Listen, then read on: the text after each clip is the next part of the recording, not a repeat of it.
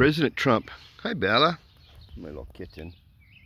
Hi Bella, say hi. Meow, sweetheart. So President Trump just signed an executive order mandating the pharmaceutical companies slash their prices to what they charge Americans. Some examples are a drug in the United States which costs $16,000. In Australia, that exact same drug, made by the exact same company in the exact same factory, costs $1,600. An asthma drug in Europe, that drug in the United States costs $500.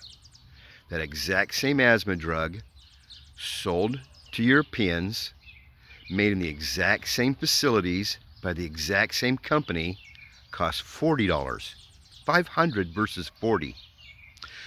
So he's going to mandate that Americans pay what the cheapest price is being charged by the pharmaceutical companies to the nation paying the least. What does that mean?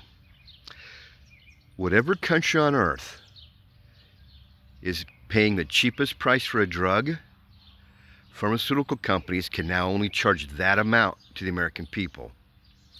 Let's say that a drug, the cheapest place it's being sold, we'll say France, for a particular drug, is $50.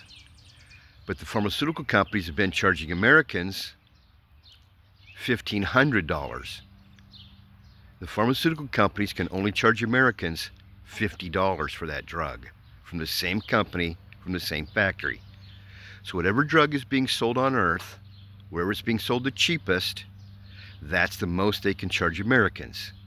You say, John, he can't do that. It'll put the pharmaceutical companies out of business. No, it won't. And here's why. Forever, the pharmaceutical companies said that the prices were so expensive here because it costs billions of dollars to research, development, R&D, and bring a drug to market. And that is true. So he asked, well then, if that is true, and it is, how can you be selling drugs, pharmaceutical medicine, to other countries for 1/10 the price of what you're charging Americans? And what he found out is our pharmaceutical companies were passing all their research and development and marketing costs to only Americans and not the rest of the world. Not the Japans, not the Frances, not the Italys, not the Englands, not the, right? So he's going to slash the prices of all pharmaceutical drugs charged to the American people. Pass and make equal the cost of developing and marketing drugs equal to all countries. He's not going to do that to the poor countries, the countries of Africa, etc. Only the industrialized countries. And it's really funny how he ended up. It's a long interview when he was signing the executive order in the Oval Office. And he said, what this is going to do is make, for example, the people in Europe have to work 5 days a week, where they only work 3 or 4, or they only work 6-hour days, because they don't have the costs. Their countries don't have the costs that Americans do.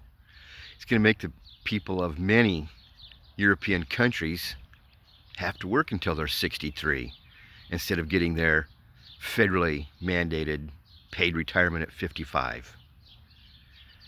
He's going to have to make them start paying for some of their medical costs.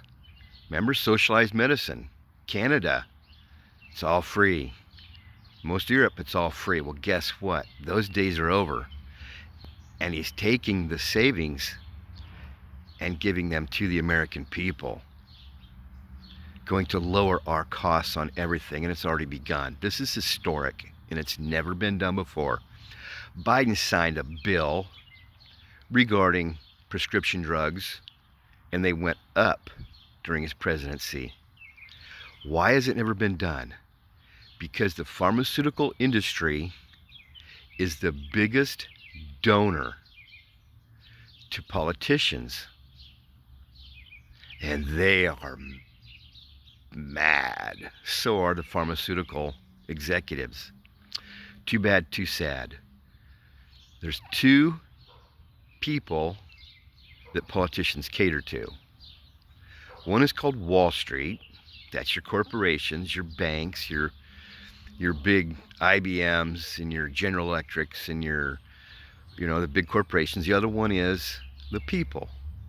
Politicians have always served Wall Street, the big corporations, because that's where they get their $50 million donations to their campaigns to keep them reelected and keep their careers, and become a politician as a poor person and retire down the road with $150 million in their pocket, which nobody's explained that yet. And Trump is now serving the people. And Democrats are pissed because he's exposing their lies and their deceit.